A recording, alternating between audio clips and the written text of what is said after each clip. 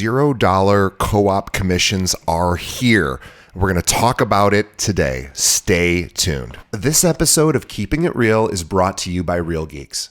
How many homes are you going to sell this year? Do you have the right tools? Is your website turning soft leads into interested buyers?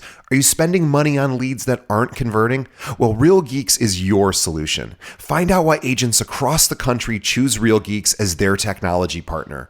Real Geeks was created by an agent for agents. They pride themselves on delivering a sales and marketing solution so that you can easily generate more business. Their agent websites are fast and built for lead conversion with a smooth search experience for your visitors. Real Geeks also includes an easy-to-use agent CRM. So once a lead signs up on your website, you can track their interest and have great follow-up conversations. Real Geeks is loaded with a ton of marketing tools to nurture your leads and increase brand awareness. Visit realgeeks.com/keepingitrealpod and find out why realtors come to Real Geeks to generate more business. Again, visit realgeeks.com/keepingitrealpod. And now, onto our show. This episode of Keeping It Real is brought to you by Apply Design. Welcome to a revolution in real estate presentation brought to you by Apply Design, the leading virtual staging solution tailored for forward-thinking realtors. Now, in today's fast-paced market, making a lasting impression is everything. With Apply Design, you unlock the full potential of every listing, transforming empty spaces into stunning, buyer-attracting homes, all with just a few clicks and in just a few minutes. Choose their DIY staging, available for as low as $7 per image, or save time with their auto staging feature for as low as $10.50 per image. Plus, experience their service firsthand with a trial image absolutely free. Their intuitive platform empowers you to bring visions to life, ensuring your listings stand out, captivate, and sell. And for listeners of Keeping It Real, Apply Design is offering an exclusive 15% off your first purchase. Simply use the code REAL24, that's REAL24, at checkout. Elevate your listings, enchant your clients, and achieve faster sales with Apply Design. Don't let your properties blend in. Make them shine with Apply Design. Your success story starts now. Visit them at applydesign.io. Again, that's applydesign.io. Remember, your first impression is the only impression. And now, onto the show.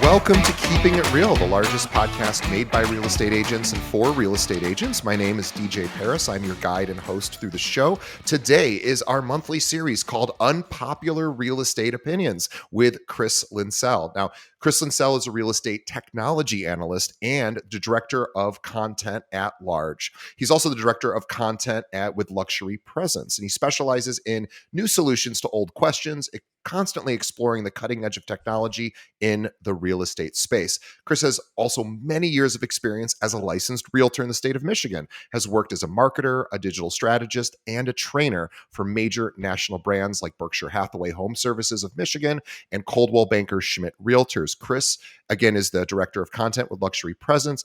Chris is also often chosen to speak at conferences and events. He has been a featured speaker for the last several years at the National Association of Realtors, along with other more regional conferences as well. So he's an accomplished musician, actor, and speaker. Chris has engaged with audience sizes ranging from 30 to 3,000.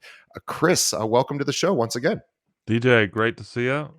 Happy, I guess it's almost spring in the Midwest. I don't know. It feels like we're getting there, but good to see you either way. Yeah, well, I know today in Chicago, it's in the 60s, 65 currently. So we are very, very fortunate. This has been, I imagine in Michigan, you are having similar experiences, and we are very lucky. This winter has been very lucky for us. Yeah, definitely. But, regardless of the weather is doing, it's a hot time to talk about real estate. No matter what's going on outside.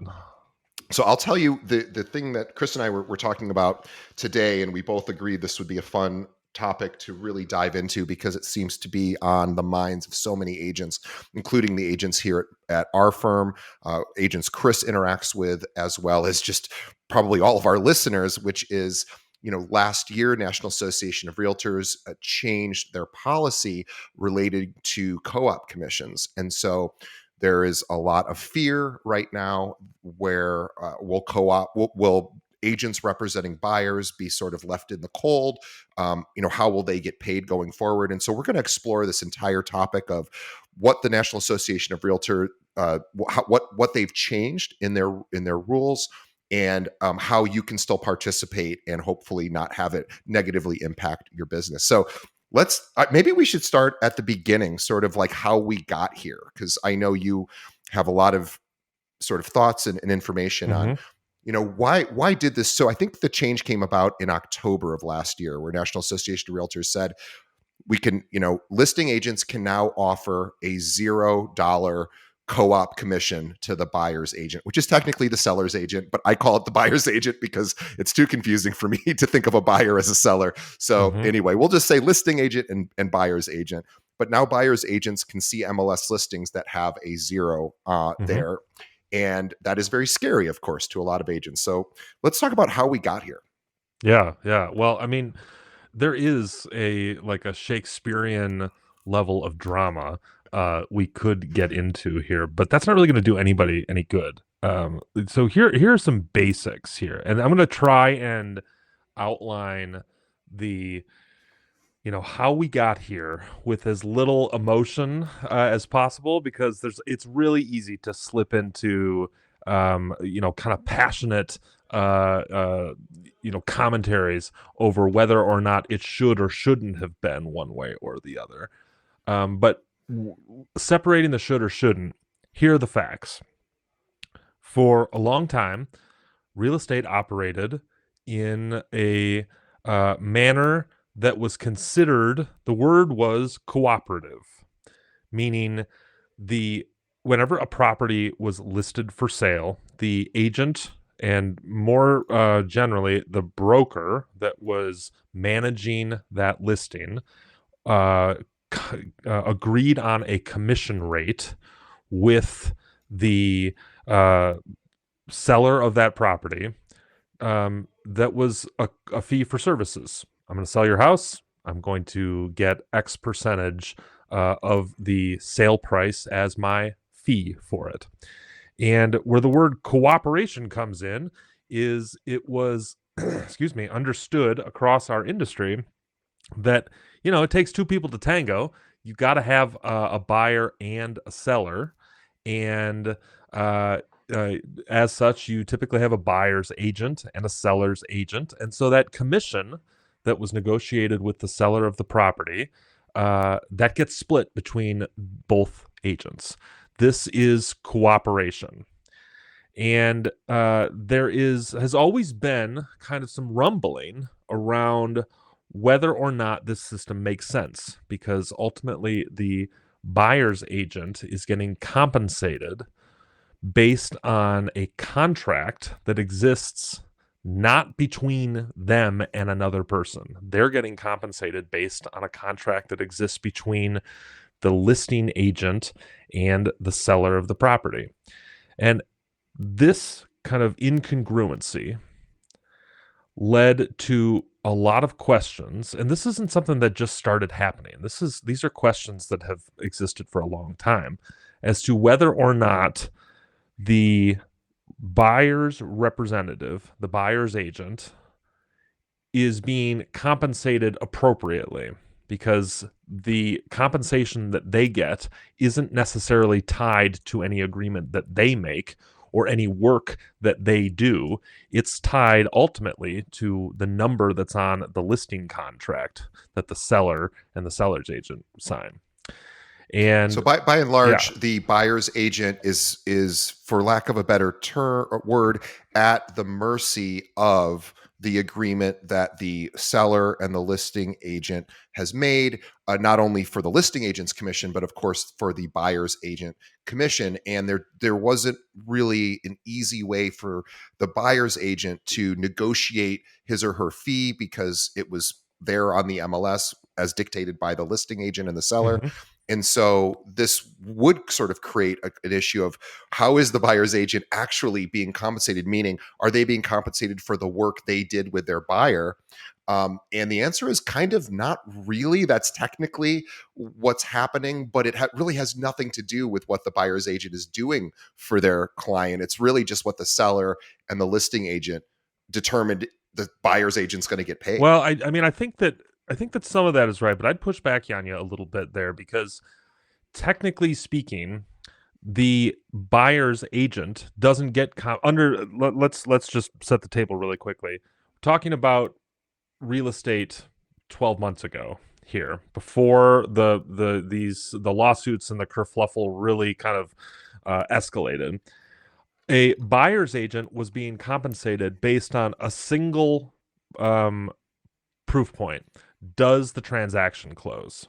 The buyer's agent doesn't get paid unless the transaction closes. So this and the buyer's agent's compensation rate is not something that they determine. It is something that is determined by a contract signed between the listing agent and the seller of the property.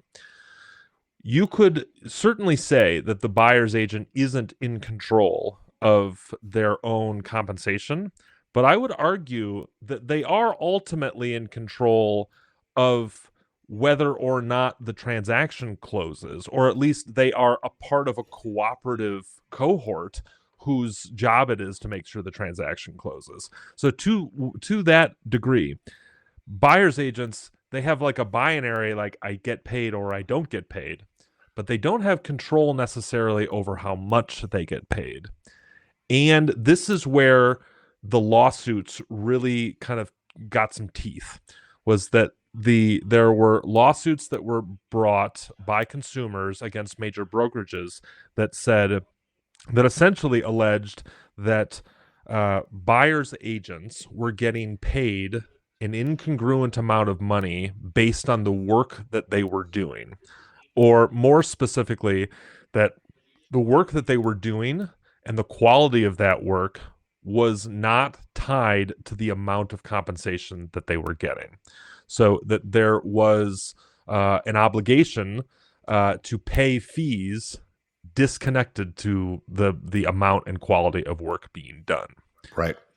So that's where we find ourselves. Oh, actually, and then I guess the second to last step here is the lawsuits were what the National Association of Realtors and these major brokerage firms were found to be the plaintiffs were successful here. The finding was that this was a form of price fixing is the wrong word here, but essentially that there was collusion and an inappropriate disconnection between the amount of work being done and the amount of compensation being provided. And so that's where we find ourselves now with further graduated conversations, including the Department of Justice, who has now proposed changes to how real estates and brokers get compensated, essentially decoupling commissions, making it so a buyer's agent must be independently compensated for the individual work that they are doing, separate from the seller's agent. And this is kind of a big deal. Huge deal. Yeah. And in the past, and please correct me if I'm wrong, because I have heard that this may not be accurate, but the reason it was set up that the seller's agent really ultimately cuts the check for the entirety of the dual commissions, because it then provided a benefit to the home buyer, in particular the first time home buyer, who then does not have to come up with an additional X amount to pay specifically his or her broker. So my thought, or what I understand is that the sellers, of course, pay that entire amount. That's an arguable thing as well, because we could argue that while they're technically paying it, you could argue that it's built into the price, but we won't have that particular conversation. But technically, they're cutting the check, the sellers. And the idea, of course, being that that this would benefit the buyer who doesn't have to pay or come out of pocket for thousands, maybe tens of thousands of dollars Mhm. for their commission to their broker, to their realtor rather, and then what they would sort of pay it back when they are in the process of selling their property. And this would just allow people to be able to afford homes much more easily. And it's really that's how I understand it. Right. Let me know if that's No, right. I think your understanding is accurate, but I do want to point out that the source of the information that you just quoted is the National Association of Realtors. So, I mean, and I'll be fully transparent here. I am a supporter of the National Association of Realtors as a general body. I'm not a supporter of all the decisions that they make. I'm not a supporter of some of their stances on certain policies. But it's made up of a lot of really hardworking people, and generally speaking, I'm in support of this body as an advocacy group for our industry. That being said, the the background that you just provided is, I mean, legitimately straight from the messaging playbook of the National Association of Realtors, and there is some logic, there is some truth to this too. That the commission structure is designed so that the the fingers and toes of the buyers don't really get stepped on too much in terms of commissions and fees. But let's call a spade here. The price of the buyer's commission comes out of the proceeds of the sale. The proceeds of the sale are a product of the price being paid. That's being paid by the buyer. And Right. more so, like, not to put fuel on the fire here, but for most of us, that price being paid is in the form of a mortgage. And so you are paying interest for 30 years on that buyer's aid, even so on that commission. So even though you don't actually stroke a check to your agent if you're buying a home, let's say you're buying a $500,000 house and the buyer's agent commission was 3%. So that's $15,000 with an interest rate over 30 years. You have paid via these different vehicles.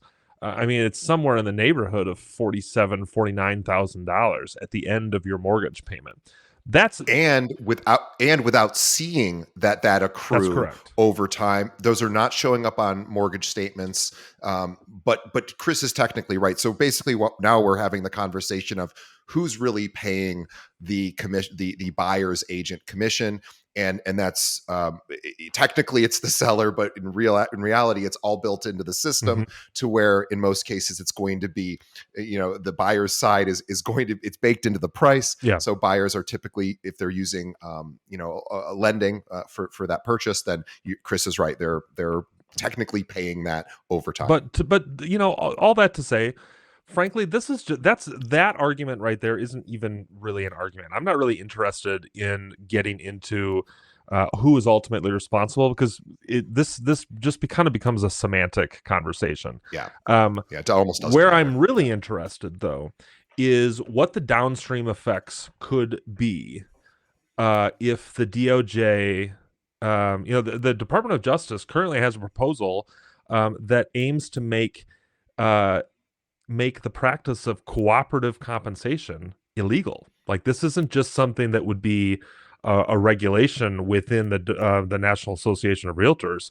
This would be a law, a federal law, which is again, this is a serious shift that would make compensation of the buyer's agent a required independent practice. And to your point earlier, there are certainly advocacy groups, including the National Association of Realtors, who have said that making such a change would be devastating to, especially to buyers who are relatively cash poor. They qualify for a loan, but they don't have enough cash to front all of the expenses that go into this. I mean, I think that there is there is a relative like this is a legitimate conversation to have.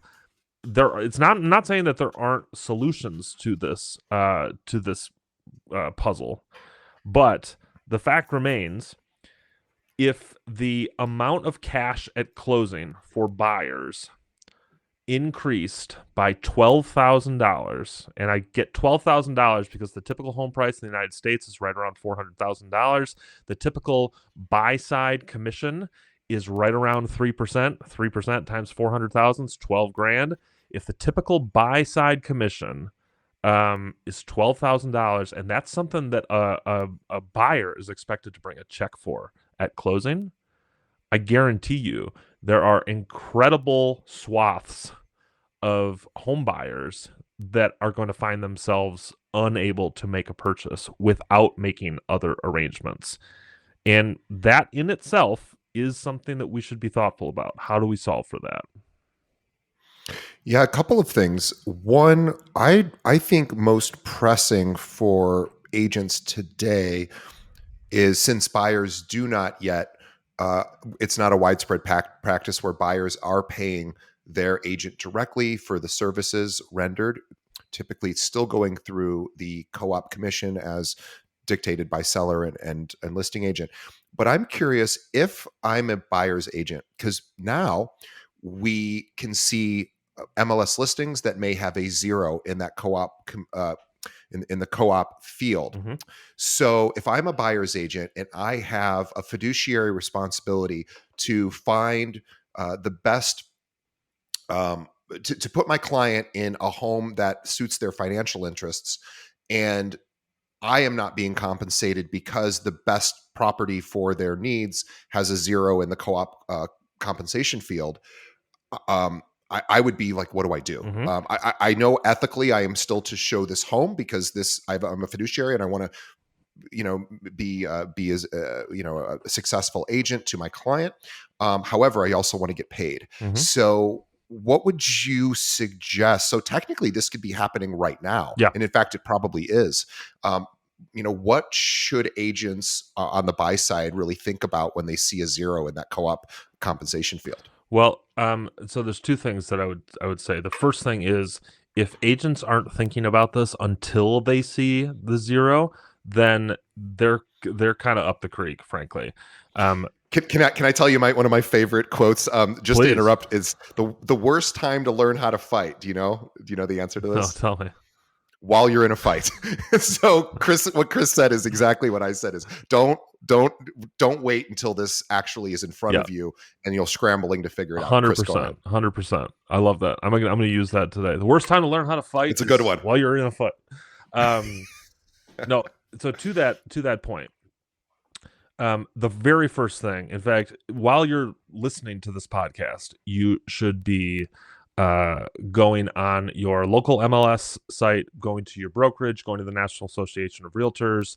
Go to my old friends over at theclose.com, because I wrote an article there all about it, and you should be looking up buyer broker agreements right now. I guarantee you, just the conversation around this particular issue right now is going to prompt a rise in the use of buyer broker agreements. And if you're not familiar with buyer broker agreements, it is essentially a contract that buyers sign with an agent. And originally, this contract, the purpose of this contract was to establish exclusivity, like to keep buyers from maintaining active relationships with 3 different realtors. And, it was just kind of the Hunger Games to see who brought the right listing to them. The new wave of buyer brokers is going to include a guaranteed minimum compensation. It's just that this is the reality of it. And my expectation here is that buyer brokers are going to they're going to continue to have language about exclusivity, but that there is also going to be a clause in there that says payment for my services has a minimum threshold. Maybe it's 2%. If the commission rate, if the established cooperative commission is less than 2%, it's the responsibility of the buyer to meet that threshold. And it's going to lead to some awkward conversations because there are going to be times in the next 6 months where you look at listings and you're going to see zero, or maybe it's a flat commission. Maybe it's like $1,000 or $500. And you're going to have to go to your client and say, listen, I'm happy to show this to you. I'm happy to continue to work with you in the purchase of this property. If this is a property that closes, here is going to be your responsibility in terms of commissions. And so this is the other thing. The first thing that agents need to be doing is looking at that buyer broker agreement. The second thing they need to be doing is making a game plan for the following conversation. There's going to be a time where you say, okay, we can definitely go look at this, but the compensation on here is $1,000, and this is a $500,000 home. And so if this is a property that closes at $500,000, you'll be responsible for the remaining $14,000 in commission. And they're going to turn around and say, well, I don't want to do that. I'm going to go work with another agent. And then you have to say, listen, we have a buyer broker agreement that signs exclusive representation for whatever that time period is. It's going to cause some discomfort. So what you need to be doing as an agent right now is preparing for these conversations, but also you need to be lining up the pitch for your value proposition as to why you are worth that amount of money. And frankly, if you can't demonstrate exactly why you are worth that level of compensation, if you cannot outline for people that you are more than just access to the MLS and somebody who can punch in lockbox codes, this is an indication that maybe, just maybe, you are making too much money right now. If you can't demonstrate your value, if you cannot adequately put together a couple of slides, literally or physically or figuratively, about the value that you bring to your clients' transactions, then you may be charging too much, and they may have a legitimate argument. But this is a chance for you to differentiate, because there's going to be a whole bunch of your competitors who won't be able to do that. There's going to be a whole bunch of competitors out there who won't be able to adequately say why they're worth $15,000 per transaction. The people who can say that are going to win. They're going to get all of the buyers. So to that end, frankly, this kind of becomes an opportunity for people who can differentiate themselves and adequately express the value of their services. If you can be a good storyteller on this may be an opportunity for you to capture more commissions, not less. So I have a few questions here. Yeah. So I'm seeing a situation where agents will see that zero who are representing buyers. Mm-hmm. They'll see the zero on a particular listing. They'll go, I don't want to have that conversation. I'm just not going to even let my buyer know about this listing, Mm-hmm. because then I don't have to have the conversation, and I can just look for other properties that already have a co-op commission built in. Mm-hmm. What is the risk to an agent who does that practice? Because technically you are violating, I would assume you potentially violating the ethics agreements that we make with National Association of Mm-hmm. Realtors. So curious on do you think there's going to be some lawsuits down the pipe when buyers realize, hey, I don't think my agent showed me some of these properties that I now go back and see were available at that time. He or she didn't make me aware of these, and they all seem to have a zero co-op commission. I'm curious if they, anyway, I'm just, when somebody sees this, do we have to show our client the property? Yeah. When they see the zero? It's 100% against the code of ethics.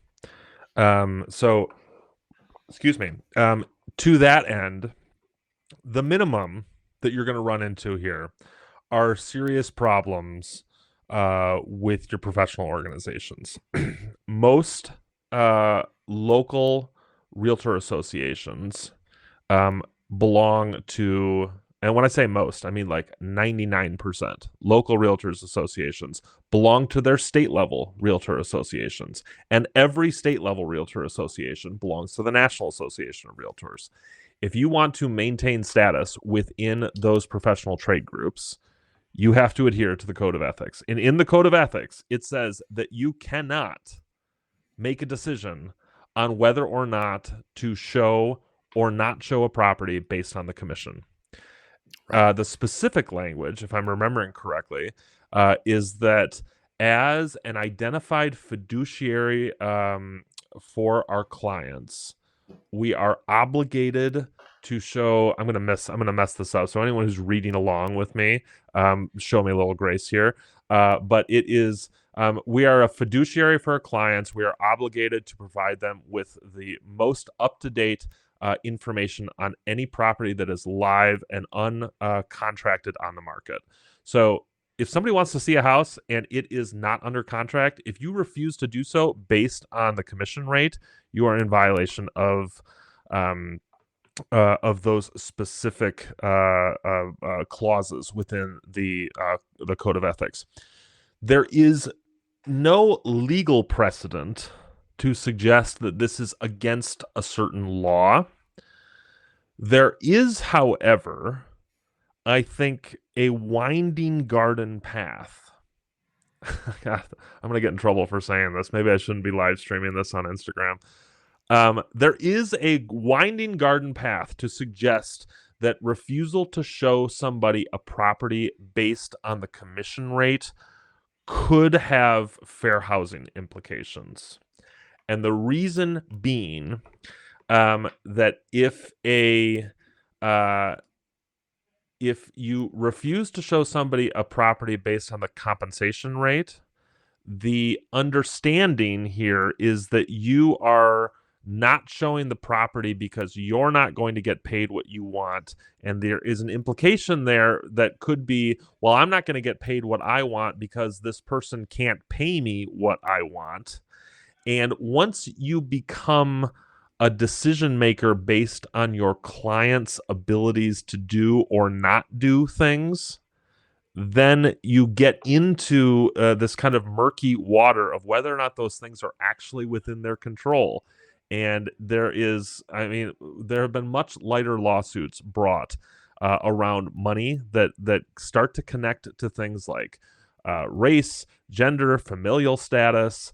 Admittedly, it is a windy path that is not a straight line, and there are plenty of doors that would need to open in between there. But frankly, the idea that an agent would not show a property just because of the commission rate opens them up. I mean, there's just going to be so many plaintiffs' attorneys who are going to be researching day and night, looking for ways to turn that into a lawsuit. It just seems like a terrible idea to me.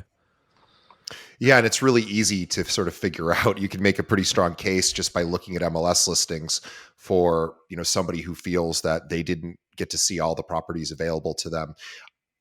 Now, do we think there may be anyone coming to the rescue of the buyer's agent? For example, do we think mortgage lenders could possibly build commissions into their pricing? I don't know if that's even legal or if that violates any other guidelines or laws, Mm-hmm. but do we think there could be some additional solutions beyond just, hey, Mr. or Mrs. Buyer, you're going to cut me a check if the commission rate that they're offering is less than what I demand? I think that's a possibility. Actually, you know what? I do want to address that, but I did think of one other thing on the last topic. I just want to mention the other way that a realtor could get in trouble with a buyer by refusing to show them a property is if they have signed a contract somewhere along the lines with that buyer that has said, that I agree to be your fiduciary. And we're talking about buyer brokers earlier. The buyer broker language could get you there. If you sign a contract with somebody where they commit to a certain amount of exclusive representation and then you refuse to adequately represent them, that could be breach of contract, that you could be sued for that. So just want to make sure that that point gets made. To your earlier point, or to your latter point, 100%. When was the last time that we ever found that a bank couldn't figure out how to charge us for a new widget to add on to a loan? In fact, this is music to a bank's ears, frankly. If I'm sitting over at Rocket Mortgage right now in the ideas room, which I imagine to be like the big vault for, Scrooge McDuck's vault, with a table in the middle. All the money's around them. They're sitting at the table coming up with the ideas. The idea I'm thinking of right now is an add-on product to mortgages that says, yes, a mortgage has to be we have to make a loan for a mortgage that is based on real property, which means we can't a mortgage loan can't cover the dining room table, and it can't cover the artwork and it can't cover services that cannot be considered real property. But man, wouldn't it be great if we had a partner product that says if you have a mortgage through Rocket Mortgage, you qualify for a partner loan to cover the commission. It's not a part of your 30-year mortgage. It's a 5-year loan. It's got its own interest rate. And this is another service that banks could offer.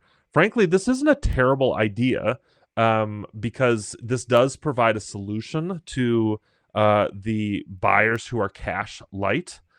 But the problem here is that buyers who utilize such a program are now take on 2 financial obligations instead of 1.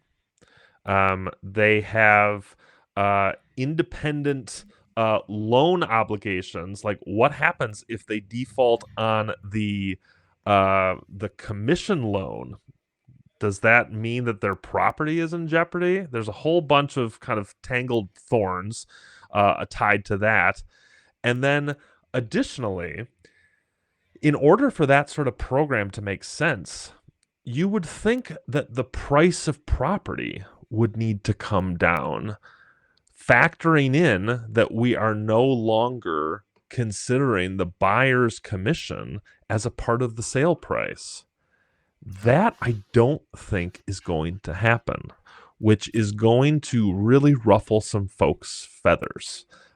This idea that if we are going to put $0 in or 0% in the buyer's commission area on the MLS, but when we price the property, we are not going to factor in the 0 buyer commission percentage when we're looking at comparables. Like, you find a comparable property with a half a dozen comparable sales. If you're doing this correctly, if you're not charging a buyer's commission, you should find your comparables, run your CMA, and then reduce it by 2.5 or 3%. I don't think that's it's really going to happen. make CMAs. It's going to make CMAs really tricky Oh, yeah. to because you are going to have to look at the co-op field on every single property, and like you said, make that adjustment if it's a 0 in the co-op field. And I'm sure MLS or CMA companies that you may be using will eventually have a way to solve for this, where you won't have to sort of manually do it.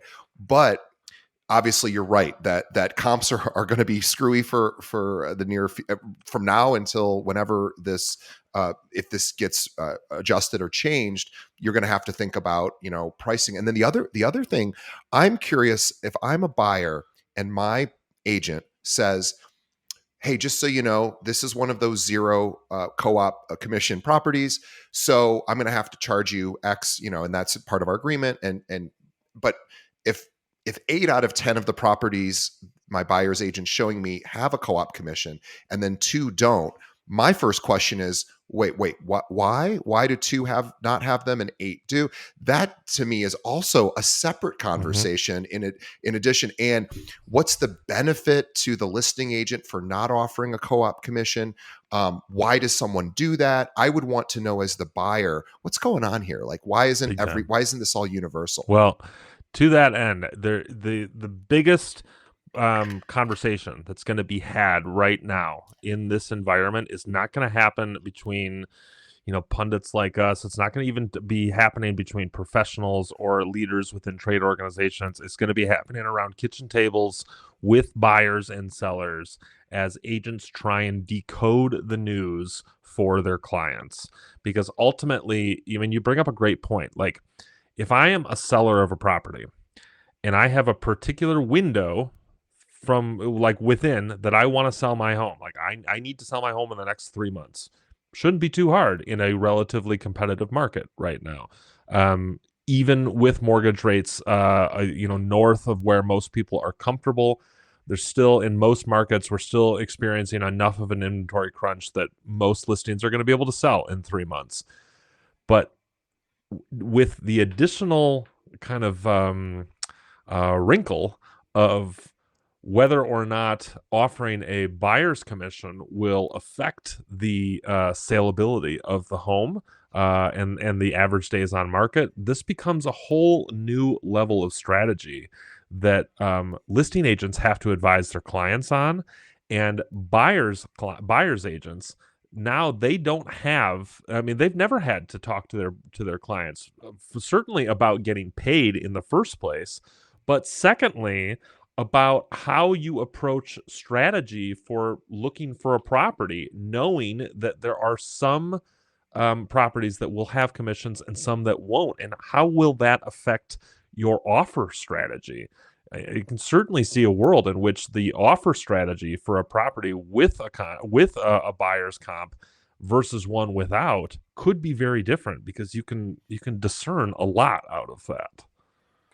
And if I'm a seller, I would want to ask my listing agent, I'd rather not offer a co-op commission. Let's see if somebody can come to the table with their own buyer's agent and they can work out their own commission structure. Let's see if we can do that first and save me 2.5%. And then maybe if we don't get any action, okay, maybe one, and that's just a hypothetical, but I would assume as sellers become more aware of this ruling, this change, what's the incentive for the seller? Yes, we could say, well, more eyeballs will be on it if you offer a co-op commission, because it technically incentivizes the agent on the buy side to show it to their client because they're going to get paid. However, we just talked about that shouldn't be a deterrent from a buyer's agent showing a property anyway. So it gets really, really tricky. But as a seller, if I don't need to sell it in the next few months, if I just want to see if I maybe get an offer, why would I not just offer 0 on the co-op field, just to see if any buyers are able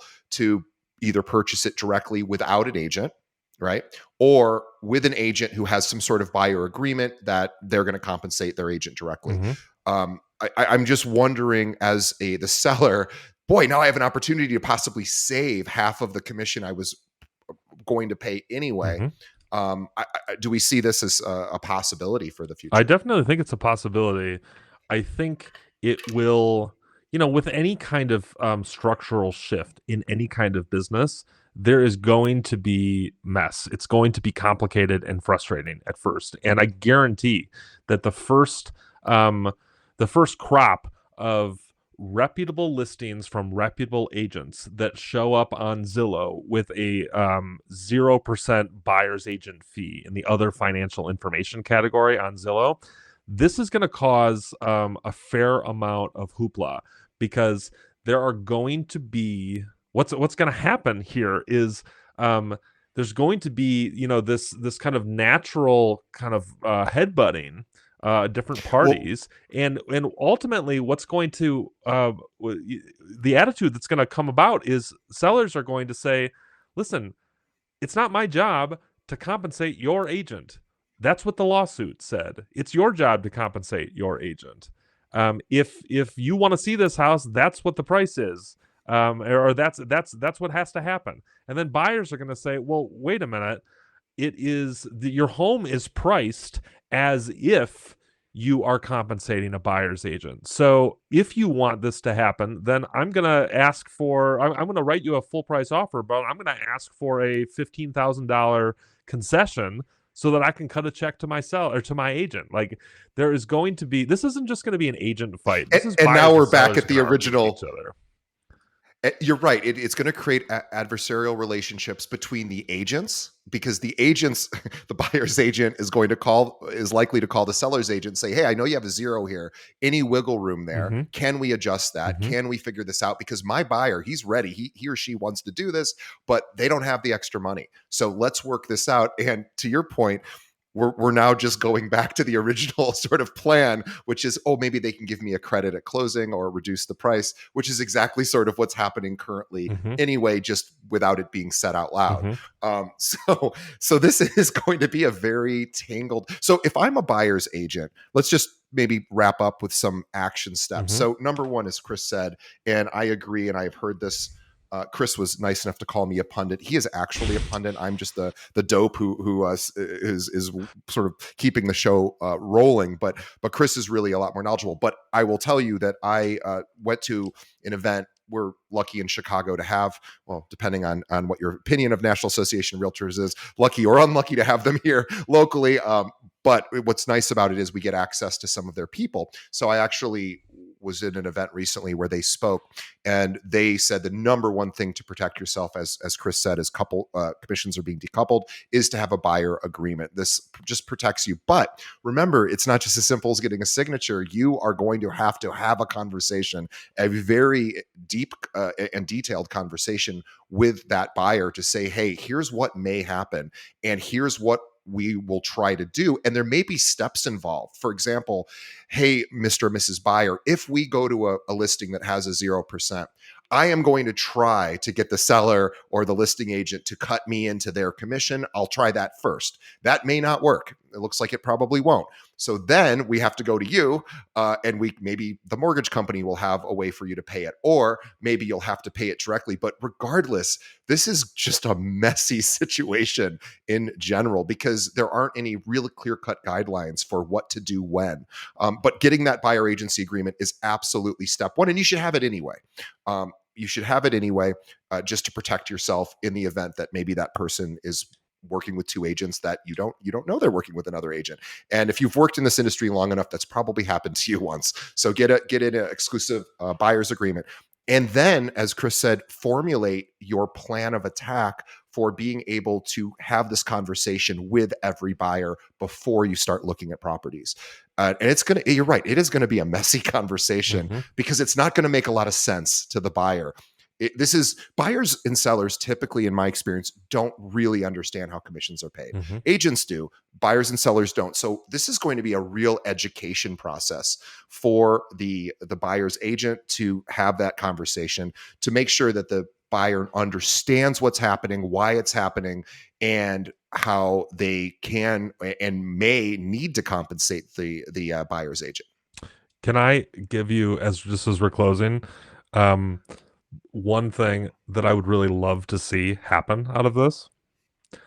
I would love to see an alternative to all of this mess develop, and it is it is subscription. The idea is subscription-based real estate services.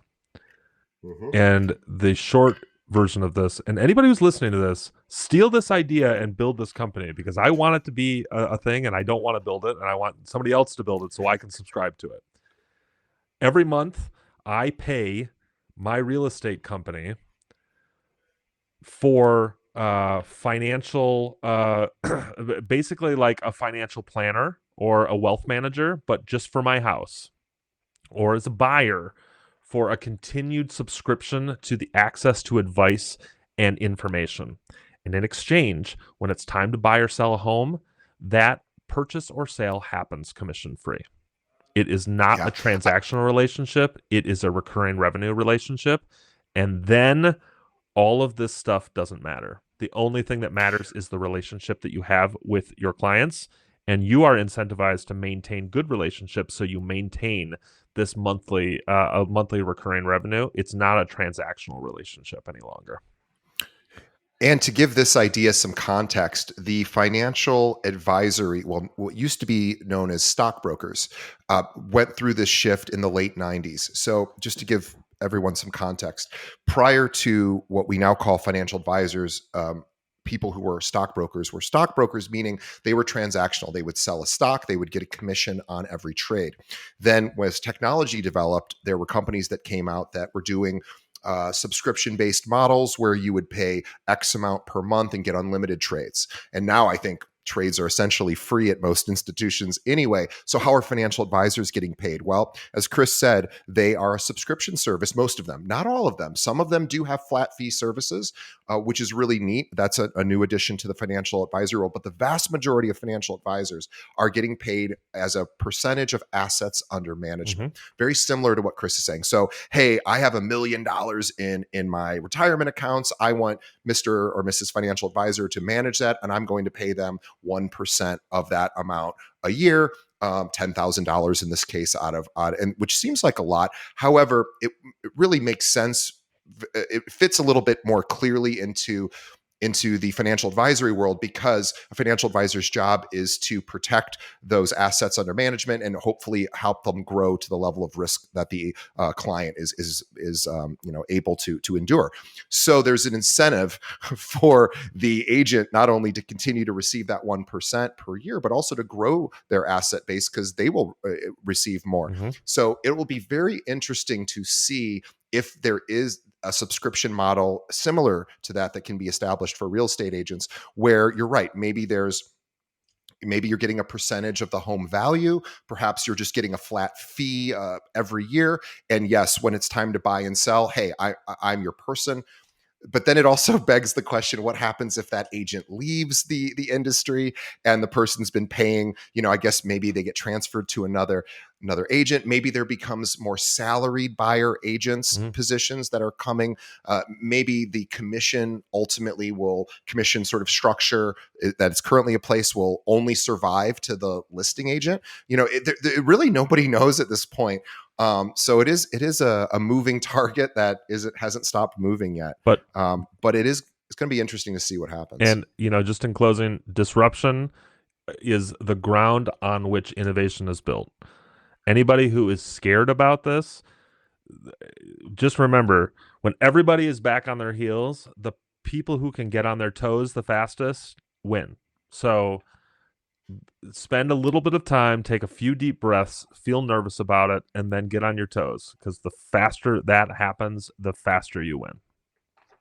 Well, and just to let everyone know, the financial advisor metaphor, or the example I was using, this was very much opposed by stockbrokers who were used to getting massive commissions on big trades. So they would get, huge commissions. And now they're going from maybe a 10% commission on a trade to a 1% commission for assets under management.